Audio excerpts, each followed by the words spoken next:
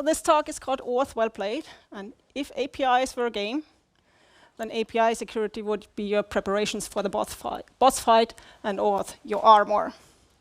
So OAuth in its core is not that difficult in my opinion. So there's a user or resource owner, there's an authorization server, a front-end application or client, and an API or resource server.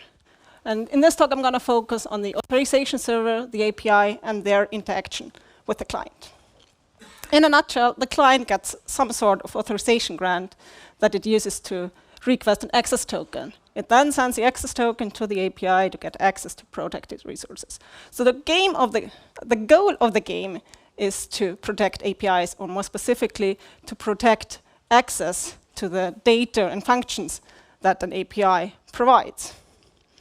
In order to enable that, the authorization server associates the access token with some data that the API can validate and use to enforce access control policies. Common data that the access token conveys is a scope that expresses what the resource owner authorizes the client to do with the scope. There's data related to the validity of the token, like an expiration date or parameters required for signature verification and establishing the trust. And there is authorization data, that is claims that the API needs for its attribute-based access control. Now, the API cannot validate an access token or get an opaque access token or get claims from it without the help of the authorization server. It can get this help using token introspection. Token introspection is specified in RFC 7662. It's a protocol for the resource server that is for the API that allows the API to get a set of metadata for a given access token. The response is a JSON response with the token data. And the API can trust this token data because it trusts the underlying TLS connection with the authorization server. Token introspection is an important OAuth extension, but it's not always feasible because it requires the API to make a request to the authorization server every time it needs to validate an access token. A more convenient and mainstream method to validate access tokens is a JSON Web Token. And JSON Web Tokens, short JWTs, are a URL-safe representation of assigned JSON objects. Their format is based on JSON Web Signatures and defined in RFC 7519. JWTs can contain basically any claim. Therefore, RFC 9068 standardizes JWTs for access tokens and defines a minimum set of required claims for interoperability. Some examples of those claims is the issuer, audience, and subject. But the standard also mandates explicit typing of the JWT access token. There are quite some benefits with JWTs. JWTs are stateless, self-contained, and verifiable. JWTs are great for APIs because they allow for offline validation, eliminating the token introspection request. JWTs actually are so popular that they are used as a synonym for access tokens. However, JWTs are less great for clients. Unless encrypted, even clients can read JWT access tokens and read the data from it, which eventually leads to data leaks and security incidents, which ruin the game. So there is a dilemma where clients on the one hand should get opaque access tokens, and APIs on the other hand should get JWT access tokens. And the solution for this dilemma is called phantom token flow. The phantom token flow utilizes the API gateway at the parameter of the API. And this API gateway typically terminates the client request.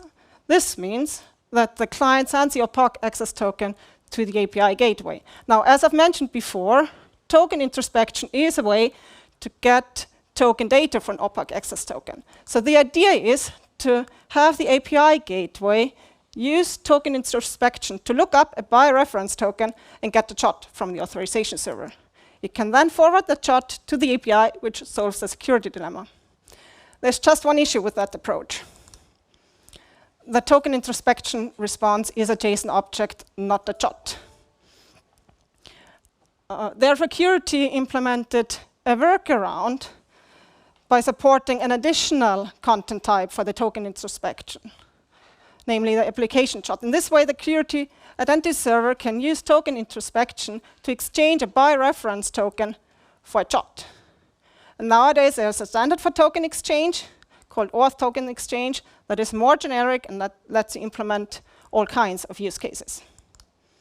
Token exchange is defined in RFC 8693. It defines a security token service for the JSON-based OAuth protocol. The way it works is that it introduces new grant type for the token request and specific parameters that initiate a token exchange flow at the authorization server. It does, however, not specify how to process the request. For security reasons, you should preserve the authorization grant during a token exchange, meaning a new access token should have the same or less privileges than the incoming one, because otherwise you risk security incidents and that ruin the game. Token exchange is really flexible. It allows you, for example, to change the token format or type, like getting a JOT for a by reference token or upgrading bearer tokens to sender constraint tokens. And what is more is that it lets you implement the principle of least privileges by reducing the scope and restricting the audience of existing access tokens. And this is important for APIs because APIs are the orchestration of multiple services.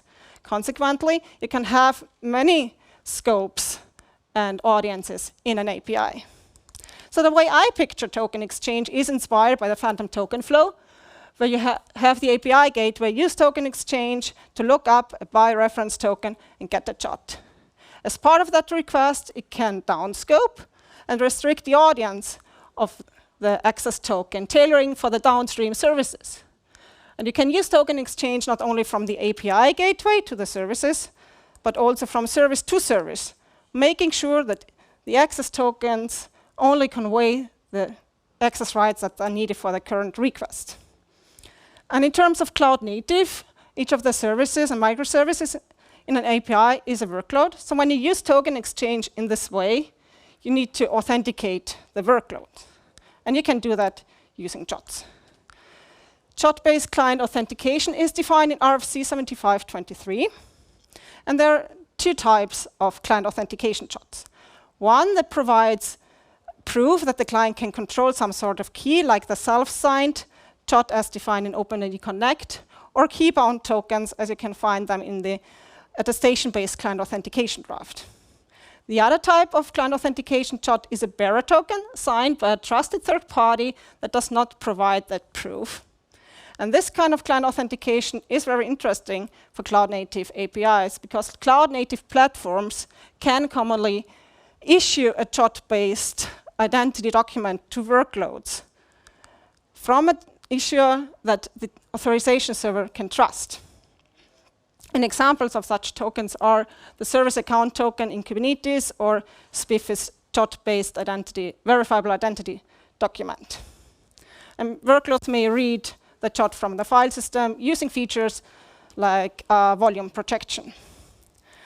Now, the question is, with those least privileged tokens in place, how do you secure the API beyond OAuth access tokens? Well, your first answer may be TLS, and that's true. You must use TLS to secure data in transit. You may use mutual TLS to authenticate both parties in the communication. However, TLS does not provide an end-to-end security because there are intermediate components on the transport layer that terminate the connection. TLS does not enable a workload to verify a call chain or a peer over multiple hops. These kinds of challenges require a solution on the application level, a need that the IETF community recognizes. And IETF, that's the organization that publishes all those nice RFCs. So both the workload identity in multi-system environments working group and the OAuth working group presented some ideas on how to address those challenges. So Wimser, for example, suggests a workload identity token that's a key-bound token that workloads can authenticate with using HTTP headers. In addition, OAuth suggests transaction tokens that preserve the authorization context. This means they contain data about the external requests that the API API gateway received, and the API gateway can then use token exchange to get a transaction token from an access token, and workloads can use token exchange to extend a transaction token, and for example, if they need to add relevant data to it. Both the workload identity tokens and transaction tokens are still work in progress, but promising prospects for API security. So to summarize, the mods and combos for cloud-native API security. You have RFC 6749 for the basic security game.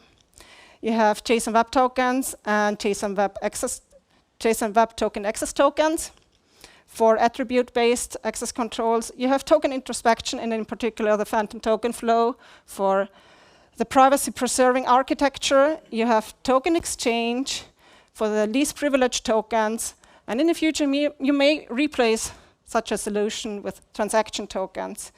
You have service account tokens and JOT-based identity, verifiable identity documents, and JOT-based authentication. And in the future, you may replace such a solution with workload identity tokens. Now, if you think this was a pretty long list, and the font is far too small, and everything I said is a bit hard to digest, or you're just more interested in the topic, I suggest that you check out the book I'm writing with my colleagues. It dives more into the subject of APIs and cloud native. You can download the early release from Curity's website. And that's it from me. Thank you.